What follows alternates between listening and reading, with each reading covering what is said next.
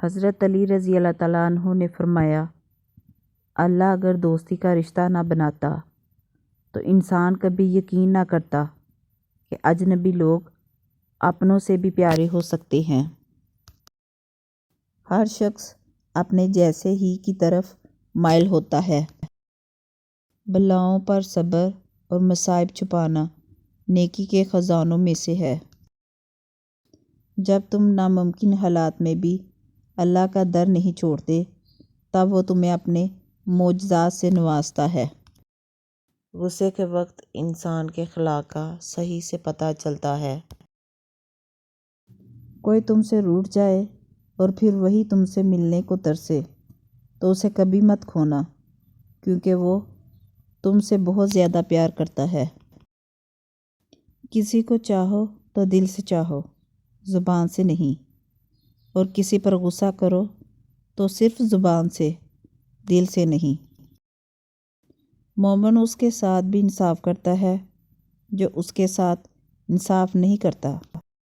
خاموشی ایک عظیم نعمت ہے، خاص طور پہ اس وقت جب اختلافات زیادہ ہوں، آوازیں بلند ہو، علم کی کمی ہو اور دلیل کی کوئی اوقات نہ ہو۔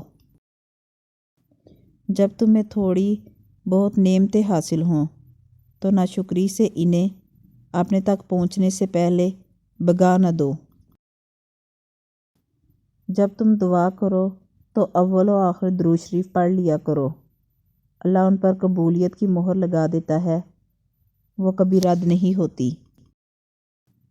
برا انسان کسی میں بھی اچھائی نہیں دیکھتا، کیونکہ اچھائی کو وہ صرف اپنی جاگیر سمجھتا ہے۔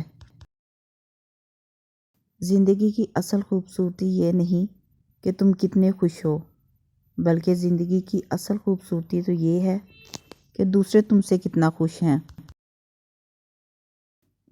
پسند اس کو نہ کرو جو دنیا میں سب سے زیادہ حسین ہو، بلکہ پسند اس کو کرو جو تمہاری عزت کرتا ہو۔ قیامت کی نشانی میں ایک نشانی یہ بھی ہے کہ جھوٹے لوگوں کی عزت ہوگی اور سچے لوگ ذلیل ہو رہے ہوں گے۔ تمہارے نفس کی قیمت جنت ہے، اسے جنت سے کم قیمت میں نہ بیچنا۔ جب کبھی گرتے گرتے سنبھل جاؤ، سمجھ لینا اللہ نے تمہاری ماں کی دعاؤں کے ذریعے تھام لیا ہے۔ نماز پڑھا کرو، کوئی ملے یا نہ ملے، اللہ مل جاتا ہے، اور جب اللہ مل جاتا ہے تو سب مل جاتا ہے۔